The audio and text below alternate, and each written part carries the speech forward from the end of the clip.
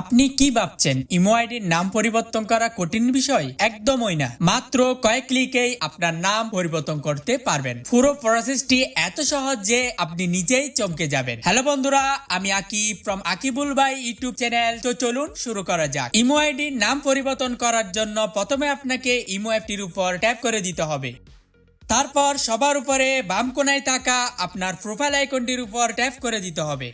তারপর আপনার সামনে এরকম একটি পেজ চলে আসবে। এখান থেকে আপনাকে সবার উপরে থাকা প্রোফাইল আইকন অথবা আপনার পুরাতন নামটির উপর ট্যাপ করে দিতে হবে। তারপর সবার নিচে ডান কোণায় এডিট অপশনটির উপর ট্যাপ করে দিতে হবে। তারপর আপনার সামনে এরকম একটি পেজ চলে আসবে। এখান থেকে আপনাকে 2 নম্বরে থাকা ইউজার নেম অপশনটির উপর ট্যাপ করে দিতে হবে। তারপর এখানে থাকা আপনার পুরাতন নামটি কেটে দিয়ে নতুন নামটি টাইপ করে দিতে হবে।